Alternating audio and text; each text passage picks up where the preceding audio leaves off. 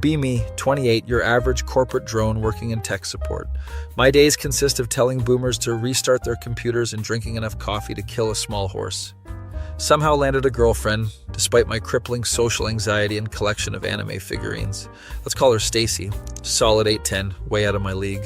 Works as a social media coordinator, which means she posts on Instagram for a living. Been dating for almost a year. Things generally going well. I'm attentive, remember important dates, listen to her problems. Basically. The boyfriend templated from every Hallmark movie ever made. One night she comes over looking serious. Oh God, this is it? She's pregnant. Mentally calculating child support payments. We need to talk. The 4 words that strike fear into the heart of every man. I think we should break up. What brain.exe has stopped working. Ask her why. You're just too nice. Too nice? Is that even a thing? I need someone who challenges me more. Translation. I need someone who treats me like garbage. You're always agreeing with me and doing what I want. That's called being considerate, you psychopath. I never have to chase you because you're always there. Sorry for being reliable, my bad. I need more excitement and passion. Apparently being emotionally stable isn't exciting enough. Try to argue, but she's made up her mind. Watch as 3 years of potential future together crumbles faster than the Game of Thrones finale. She leaves, taking her toothbrush and the last shreds of my self-esteem. Spend next 2 weeks in classic post-breakup depression, living off pizza rolls and self-pity. Growing a beard that makes me look like Tom Hanks in Castaway. Friends try to cheer me up. Plenty of fish in the sea and on. Yeah, but all the fish want bad boy sharks, apparently. Finally start to recover. Delete her number. Hit the gym. Embrace the grind. 6 months pass. Feeling better about myself. Lost 15 pounds. Got promotion at work. Started wearing clothes that actually fit. One night, scrolling through social media, see Stacy posted a long rant. Curiosity gets the better of me. She's complaining about her new boyfriend. Tired of toxic men who don't appreciate a good woman. My face when screenshot her post and send it to friends. They all laugh. Apparently new boyfriend doesn't text back, forgets important dates, and flirts with other women. Exactly what she wanted, right? 2 weeks later, get text from unknown number. Hey, it's Stacy. I've been thinking about you. The audacity of this woman. My new boyfriend and I broke up. Pretend to be shocked. He was such an asshole. I don't know why I keep dating guys like that. Gee, I wonder. She asks if we can meet for coffee to catch up. Translation, I'm single and need attention. Agree to meet, curious to see her mental gymnastics in person. Arrive at cafe 10 minutes early. Order black coffee like the emotionally hardened man I've become.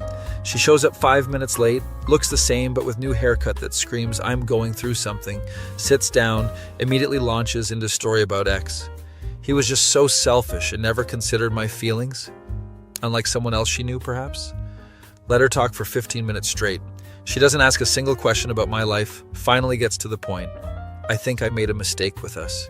You don't say. I didn't appreciate what I had. Captain Obvious has entered the chat. You were such a good boyfriend and I took it for granted. My face when I'm being retroactively appreciated. She puts her hand on mine. Maybe we could try again. I really miss what we had. Moment of truth. Could take her back. She is hot and the dating pool is basically a petri dish of red flags and daddy issues. But then I remember, I'm too nice. Pull hand away. I don't think that would work. Her eyes widen, not used to rejection. Why not? Because I'm still too nice for you, remember? Her face turns red. People change. I've learned my lesson. Have you though? Because it sounds like you got exactly what you wanted and didn't like it. She starts to tear up. Women's secret weapon. Tactical crying, not falling for it this time. I made one mistake. No, you made a choice. And now I'm making mine. Stand up to leave. You're being a jerk right now. I thought that's what you wanted? She's speechless. Drop money for both our coffees because I'm still too nice. Walk out feeling like a goddamn superhero. Next day she posts cryptic quote about men being afraid of strong women. My friends send me screenshots. We all have a good laugh. Week later, see her on dating app. Her profile says no more bad boys, looking for a genuine guy. The cycle continues. My face. When being too nice is only appreciated after they've been treated like trash. My face when I finally realized my worth. Still single, but at least my self-respect is intact. And I still have all my pizza rolls to myself. Some would call that a win. Plot twist. Signed up for cooking class to expand my culinary horizons beyond microwavable food. Met cute girl there who appreciates my detailed notes on proper risotto technique. She thinks my niceness is actually nice. Going on third date this weekend. Turns out being yourself works when you find someone who isn't playing emotional Hunger Games. Who knew? Stacy still cycles through toxic relationships like Netflix shows. Last I heard, she's dating a musician who lives in his parents' basement. But at least he's not too nice. Dodged a bullet faster than Neo in The Matrix. Sometimes the trash takes itself out. And sometimes being too nice isn't a flaw. It's just being with someone who's too damaged to appreciate it. Like trying to show an Instagram filter to a blind person. Pointless and frustrating for everyone involved. Life lesson learned. Nice guys might finish last in the sprint, but we win the marathon. Especially when we stop running after people who only want what they can't have. Relationships shouldn't be a Tom and Jerry cartoon, with one person constantly chasing while the other runs away. They should be more like Rick and Morty.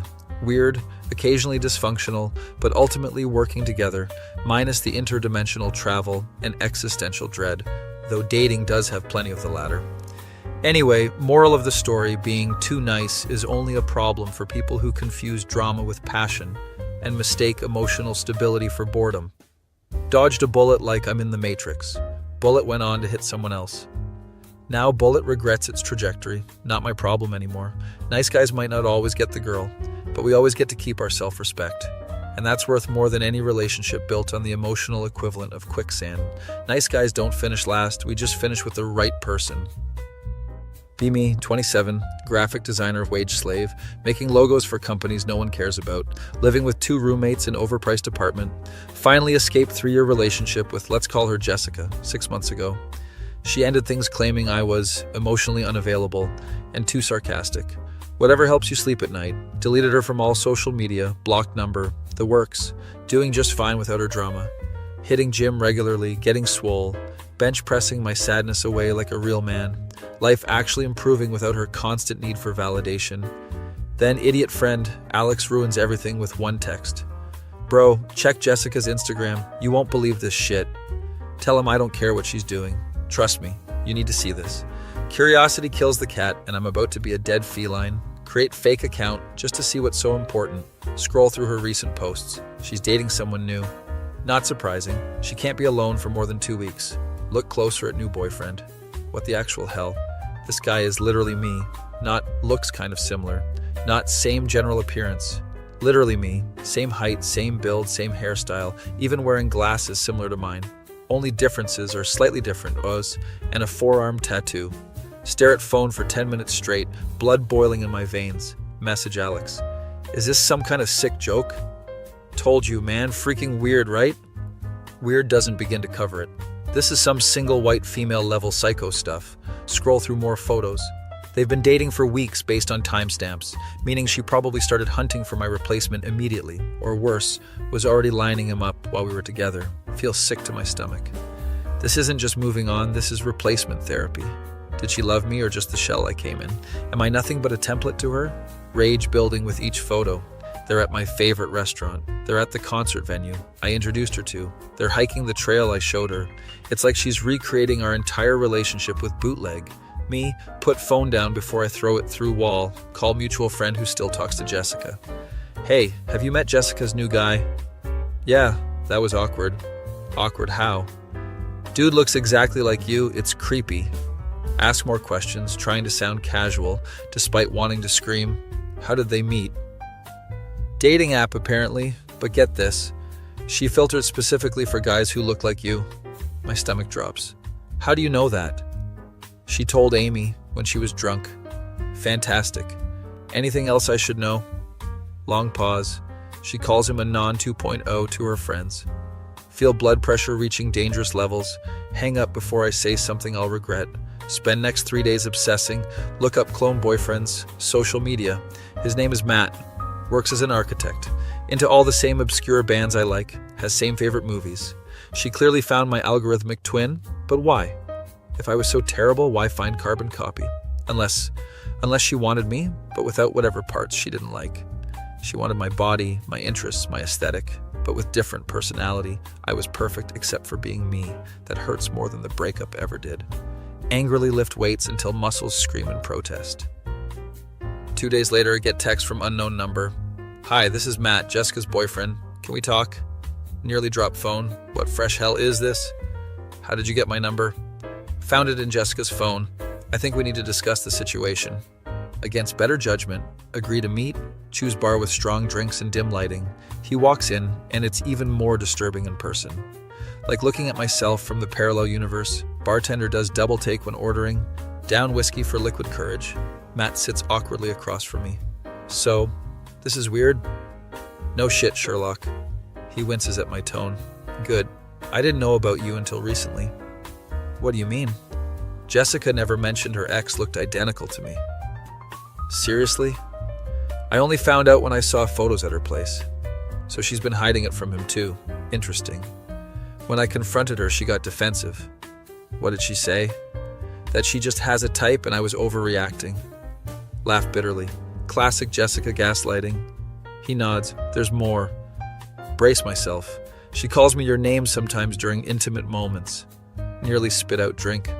What the hell? Yeah, then pretends it didn't happen. This is beyond messed up. Ask what he's gonna do. End it, obviously. This is too weird. Feel strange mix of satisfaction and sympathy. She's playing some kind of game with both of us.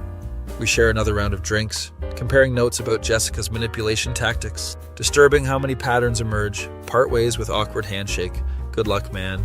You too. This was like talking to myself. Technically, you were. He actually laughs. 3 days later, get text update. Broke up with Jessica. She went ballistic. Not surprised. Jessica hates losing control. Text back. You dodged artillery, not just a bullet. Think saga is finally over. 2 weeks of peace. Then Jessica starts calling. Ignore first 10 calls. Finally answer to make it stop. What do you want? Matt told me you two met up. So? You ruined everything. Laugh out loud. I ruined nothing. You did this to yourself. You don't understand. Then explain it to me. Silence for a moment. I loved everything about you except your personality. Wow. You were perfect physically, had great taste in everything, but emotionally you were closed off. So you found my body double with different firmware?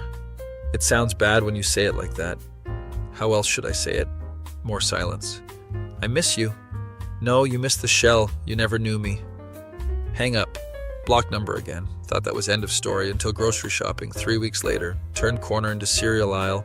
There's Jessica with another guy who looks like me. Third clone in the simulation. Catch his eye over cereal boxes. His expression changes as he realizes something's off. Shake my head slightly in warning. He gets the message. Guides Jessica away quickly. Abandoned cart and leaves store. Text. Matt, there's a third one now. You're kidding. Wish I was. She needs therapy. Can't argue with that. Decide to move across town. Too many memories, too many chance encounters. Start fresh in new neighborhood. Few months pass without Jessica drama. Life improving. Meet new girl at local art show.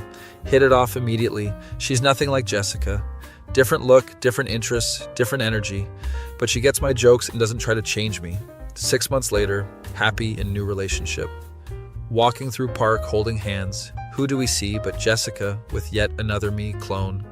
This one has dyed hair, pathetic attempt at differentiation. She spots us, face goes pale. Satisfaction flows through veins. Keep walking, don't even acknowledge her. Girlfriend squeezes my hand. Ex? Yep. Why is she with your twin? Explain bizarre situation. Girlfriend laughs until she cries. That's the most pathetic thing I've ever heard. My face when realized I dodged nuclear missile. My face when Jessica, still trying to recreate me instead of moving on. My face when learned I'm irreplaceable after all. Not because I'm special, but because you can't replace a person's soul, no matter how many lookalikes you date. Beamy Feminine, 26, working soul-crushing job at marketing agency, perpetually single despite best efforts. Finally meet promising guy at friend's housewarming party. His name is Alex, 28, tall with perfect smile. Dressed in designer clothes, Rolex watch, confident aura. Over here I'm talking about investments and property market. My gold digger senses start tingling. Friend later tells me he works in finance. Does really well for himself from what I hear. Get his number through mutual friend network. We start texting. Hit it off immediately. He's smart, funny, references books I've actually read. Suggests meeting for dinner at upscale restaurant downtown. Spend ridiculous amount on new outfit for date. Arrive to find him already there, looking amazing. Orders expensive wine without checking price. Makes intelligent conversation, asks thoughtful questions, mentions recent business trip to Tokyo, casually references his home office. Practically drooling at this point, mentally calculating combined income potential. Second date at art gallery opening. Third date, he cooks dinner with expensive ingredients. Things moving along perfectly. Never actually seen his place though, always some excuse why we end up at mine. Renovating bathroom or fumigating. Minor red flag, but ignore it. Too distracted by his charm and apparent success. After 3 weeks, curiosity gets the better of me. When do I get to see your place? Slight hesitation in his eyes. About that, there's something I should tell you. Oh no, he's married. I don't actually have a place right now. Wait, what? What do you mean? Where do you live? He looks embarrassed. Technically, in my car. My brain crashes like Windows Vista. Your car, but the Rolex, the clothes, Tokyo. He sighs. The watch is a good fake. Clothes are from when I had money. Explains he lost everything 6 months ago. Investment firm collapsed, lost job and savings. Too proud to tell friends or family. Been living in his Honda Accord while interviewing in showers at 24-hour gym. Keeps suits and garment bags. Stores important documents in safety deposit box. My gold digger dreams evaporating before my eyes. But wait, why did friends say he was successful? Everyone assumes I'm still doing well. Easier not to correct them. Explains he has promising interviews lined up. Just waiting for right opportunity. Never asked me for money or place to stay. Always paid for our dates despite situation. I budget carefully, and you deserve proper dates. Not sure how to feel. Part of me wants to run far away, part impressed by his resilience and pride. Decide to keep seeing him against better judgment. He's the same person, just without the penthouse. 2 weeks later, he lands job at financial firm, starting salary better than mine. Celebrates by actually taking me to Tokyo for weekend.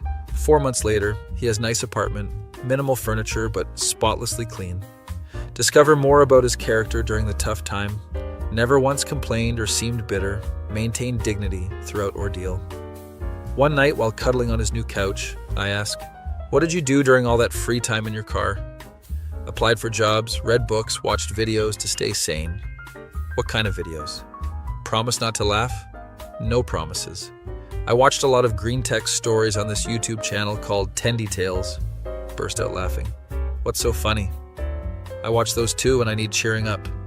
My face when car-dwelling finance bro and I bonded over Greentext Stories. My face when I almost rejected Perfect Guy because he was temporarily broke. My face when we now watch Tendy Tales together every weekend. My face when I learned character is more valuable than a fat bank account. My face when sometimes the gold you dig for isn't in their wallet.